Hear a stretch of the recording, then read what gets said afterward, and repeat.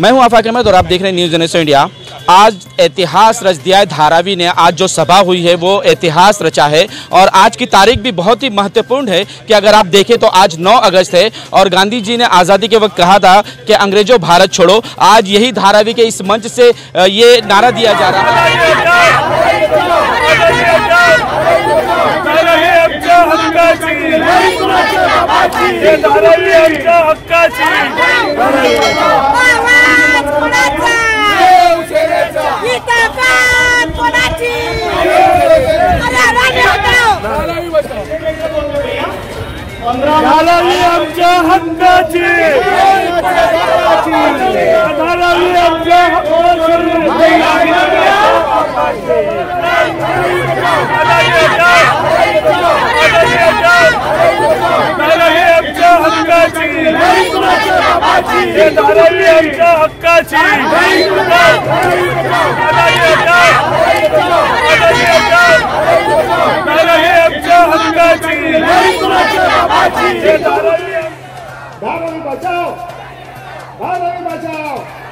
कि अडानी धारावी छोड़ो और धारावी छोड़ो के साथ साथ सिर्फ ये नारा है कि धारावी छोड़ो, लेकिन ये नारा नहीं है कि धारावी विकास नहीं हो। हमारे साथ जो है धारावी बचाओ के प्रेसिडेंट यहाँ मौजूद है। माने सर, आखिर ये क्या है कि सिर्फ धारावी से ही एलर्जी है या विकास से भी एलर्जी है? हम लोग का विकास के लिए विरोध नहीं है। विकास सही आदमी के माध्यम से होना चाहिए, नहीं तो सरकार ने विकास करना जरूरी है। सरकार के पास आज भी यंत्रणा है, सारी इंफ्रास्ट्रक्चर है, सरकार के पास इंजीनियर है, बड़े बड़े आर्किटेक्ट है, तो सरकार ने वो विकास करना जरूरी है, ऐसा हमारा कहना है। ताकि उसमें जो मुनाफा मिलेगा वो जनता के लिए उसका फ़ायदा होगा, सरकार को उसका फ़ायदा होगा। क्योंकि डेमोक्रेसी में सरकार जनता का होता है, तो सरकार को उसका फ़ायदा होना जरूरी है। और इसीलिए हम अडानी को विरोध कर रहे हैं। अडानी फ्रॉड आदमी है, अडानी गलत आदमी है, अडानी को कंस्ट्रक्शन का कोई अनुभव नहीं है, अडानी इंटरनेशनल मार्केट में उसका दिवाला निकल गया है। ऐसी अवस्था में वो धारावी वालों को कैसे न्याय दे सकता है? धारावी का विकास होना चाहिए। जो लोगों को उनका घर है, देखो एक घर में 2-2, 3-3 फैमिलीज रहती है। एक घर में 2-2, 3-3 फैमिली, जो नीचे रहते हैं कोई ऊपर रहता है, उसके ऊपर कोई रहता है, चाहे मुस्लिम है, चाहे हिंदू है, चाहे साउथ इंडियन है, कोई भी है, लेकिन उनका फैमिली महत्वपूर्ण है। तो ऐसे घर में आप 200 या 300 का एरिया देंगे तो कैसे रहेंगे वो? तो कम से कम इतना एरिया दीजिए ताकि वो फैमिली साथ में जैसे रहते वैसे साथ में रहे। यहाँ बहुत सारे कमर्शियल लोग हैं जहाँ इसका किसी का बैग्स का दुकान है, किसी का और कुछ है, किसी का पर्सेस का है, किसी का और कोई है, बेड का है, तो ऐसे कुछ है। तो मुझे ऐसे कहना है कि वो कमर्शियल हब आगे होगा तो उनके लिए उनकी जो जगह, आज कहीं कितने लोगों की खुद की फैक्ट्री है तो उसका क्या है? अब रेसिडेंशियल को 405 देने की लोगों ने मांग की, लेकिन कमर्शियल है मिनिमम 430 देना चाहिए और मैक्सिमम 730। मैं तो कहती हूँ 1000 से भी आगे देना चाहिए। जिसका जिसका ऐसा है वैसा वर्कआउट होना जरूरी है। कि धारावी से कई धारावी वासियों को बाहर निकाल फेंका जाएगा, उन्हें पता नहीं कहाँ दिया जाएगा, धारावी में घर दिया जाएगा, धारावी से बाहर दिया जाएगा। इन्हीं तमाम चीज़ों को लेकर आज वो एक मीटिंग कर रहे हैं और इसी दरमियान कई लोग हमारे साथ धारावी के मौजूद है जो चाहते हैं कि विकास कैसे हो। मैम, हम आपसे जानना चाहेंगे कि आप आखिर विकास का विरोध क्यों कर रही है? धारावी तो गटरों में पला बड़ा है, लेकिन उसे एक बिल्डिंग मिल रही है, तो आप उसके खिलाफ क्यों जा रही हैं?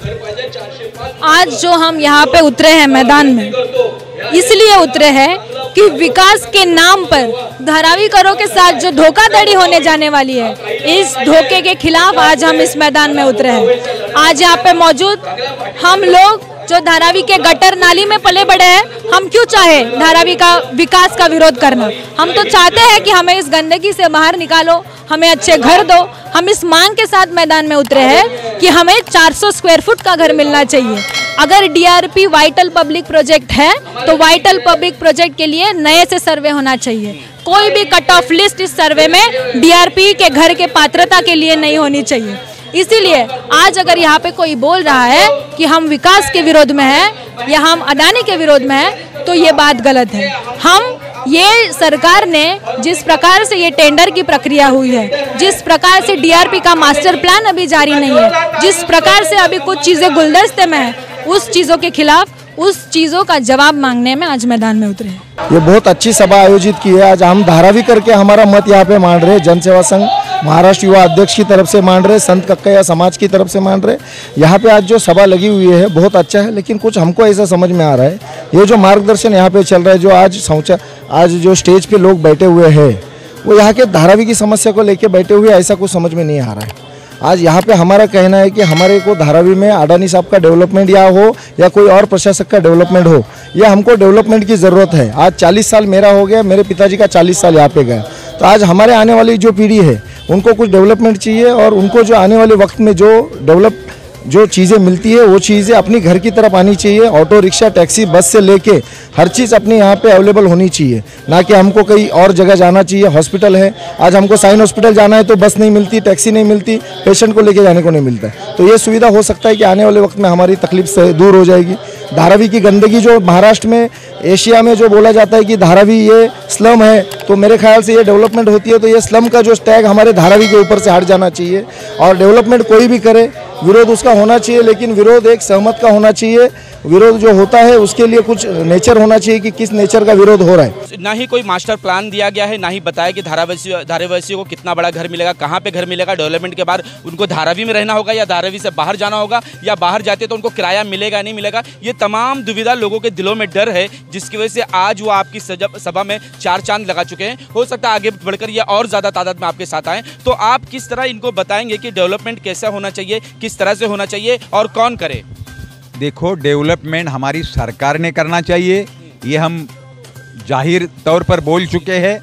सरकार ने हमारा डेवलपमेंट करना चाहिए। अडानी के माध्यम से डेवलपमेंट को हमारा नकार है, सारे धारावी वालों का नकार है।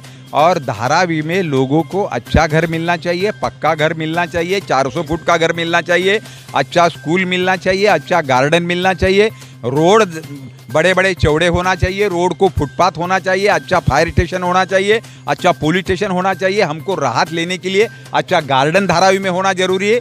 ये सारी बात को लेकर धारावी का विकास होना चाहिए, लेकिन हमें कुछ बताए बिना, हमें अंडर एस्टिमेट करके ये धारावी किसी के जेब में डालने का, ये 650 एकड़ फूकने का जो प्रयास चालू है, उसके खिलाफ में हम सारे लोग इकट्ठा आए हैं। बहुत से ऐसे घर हैं जो घर के अंदर होममेड काम करते हैं और उसके अंदर बाहर से कारीगर आते हैं, जो प्रवासी मजदूर जिन्हें कहते हैं। जब ये घर टूट जाएगा, झोपड़पट्टी और बिल्डिंग चले जाएगी, तो ना प्रवासी मजदूर होंगे, ना उसके बेचारे का घर कारखाना होगा। वही इसीलिए मैं कहती हूँ कि उनका अगर ये लोगों को ट्रांजिट देंगे, तो ट्रांजिट में देंगे तो उनके लोग जो यहाँ काम करे, उनके लेबर है, वो लेबर्स का भी क्योंकि वो अपना पेट उसके ऊपर है। तो चाहे जो बिजनेसमैन है, जो ओनर है, उसका तो बिजनेस है, लेकिन जिनका पेट उनके ऊपर है, तो उनके बारे में सोचना चाहिए। उनको जहाँ ट्रांजिट देंगे वहाँ ट्रांजिट में भी ये लोगों की सोच होनी चाहिए। मेरा सबसे पहला सवाल ये है कि धारावी का अच्छा खासा विकास हो रहा है, इस विकास में क्यों बाधा बन रहे हो, क्यों लोगों को भड़का रहे हो, क्यों विकास से रोका जा रहा है तुम? हम इसलिए जनता को हम भड़का नहीं रहे, ये सरकार हमें गुमराह कर रही है। ये महाराष्ट्र सरकार जो ऊंचा टेंडर भर रही है उसको डिस्क्वालीफाई कर रही है। ये अडानी के नाम पे मोदी को टेंडर देने का काम है। धारावी का विकास के साथ हम हैं। धारावी में बिल्डिंग बनना चाहिए, धारावी में अच्छा स्कूल होना चाहिए। हम भी चाहते हैं कि हम ये नाले से, कीचड़ से, गंदगी से निकल के अच्छे घरों में आए, लेकिन ये सरकार इच्छा शक्ति नहीं है। ये सरकार पूरा देश अडानी के हाथ बेचना चाहती है और हम गरीबों को रोड पे लाके छोड़ना चाहती है। क्या विश्वास दे रही है गवर्नमेंट? ये गवर्नमेंट विश्वास दे, हमें विश्वास मिले, उसके बाद हमारा विकास करे। ये हमारा विकास भी नहीं कर रही है, ये धारावी का विकास भी नहीं कर रही है, ये अडानी का विकास कर रही है। जब फडणवीस की सरकार महाराष्ट्र में थी, जब देवेंद्र फडणवीस मुख्यमंत्री थे, तो सेकलिंक नाम की एक कंपनी ने ये डीआरपी की बीड जो थी वो जीती थी। बल्कि अभी जो अडानी ने जीती है उससे ज्यादा बेस प्राइस लगा करके जीती थी, और जो एस्टिमेटेड कॉस्ट थी इस प्रोजेक्ट की वो भी इससे ज्यादा थी, और उस एस्टिमेटेड कॉस्ट के साथ जीती थी। आज जो ये एस्टिमेटेड कॉस्ट है वो भी कम हो गई है, और ये अडानी की जो बेस प्राइस लगाई गई है वो भी कम है। इसलिए ये जो मैंने शब्द इस्तेमाल किया, जुमला, इसलिए किसी विकास को विरोध नहीं है, किसी विकासक को विरोध नहीं है। ये जो चीजें जो रची गई है, हम इसे कहते हैं कि ये जो अडानी, जो कि ये मोदी और शाह के सरकार का एक लाडला बच्चा है, एक लाडला आदमी है, उनको ये सब चीजें हम खिलाएंगे पिलाएंगे ऐसे बोलेंगे तो हम जरूर मैदान में उतरेंगे। और धारावी की 700 एकड़ जमीन के साथ अगर धोखा होने वाला है तो भी इसके खिलाफ आवाज उठाएंगे। देखिए, जब रोड बेंडिंग का काम होता है DRP लगाया जाता है, प्रोजेक्ट वाइड प्रोजेक्ट लाया जाता है। उसी आधार से जो धारावी के अंदर लोग हैं घर के बदले घर देना चाहिए उन्हें, और 400 स्क्वायर फीट का हमें घर दें। और विकास धारावी की जनता का विकास होना चाहिए। ये सरकार नेता अपना विकास ना करें, ये अडानी का विकास कर रहे हैं। ये सरकार के अंदर जो दलाल है, जो गवर्नमेंट है, ये अपना विकास कर रही है। 70,000 करोड़ के चोर को अपने सत्ता में लेने के बाद वो भूल गए कि ये चोर था। मोदी ने दिल्ली मध्य प्रदेश के अंदर कहा कि 71,000 का चोर है और उसको आज डिप्टी CM बना दिया गया। यह सरकार क्या विश्वास के लायक है? यह सरकार विश्वास के लायक नहीं है। क्या धारावी जो स्मॉल बिजनेस हब रहेगा उस वक्त? देखो, धारावी में 15,000 घर में छोटे बड़े बिजनेस है और उस बिजनेस के लिए धारावी में इंडस्ट्रियल हब बनाना जरूरी है। लेकिन हमारी रोजी रोटी जिंदा रहना चाहिए। रोजी रोटी जिंदा रहकर अगर विकास होता है तो वो विकास का हम स्वागत करेंगे। केवल धारावी के जमीन का विकास नहीं, यहाँ के आदमी का विकास होना चाहिए। उसके लिए हम लोगों ने ये संघर्ष। कुम्हारों का क्या होगा?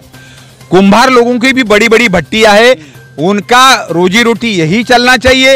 वो आधुनिक तौर पर भट्टी का रूपांतर होना जरूरी है और उनका जितना जगह है वो जगह उनको मिलना चाहिए। माटुंगा लेबर कैंप, शाहू नगर, ये चालिया है, यहाँ पर उनको 750 फुट का कमरा मिलना चाहिए। उनको SRA का नियम लगाकर नहीं चलेगा।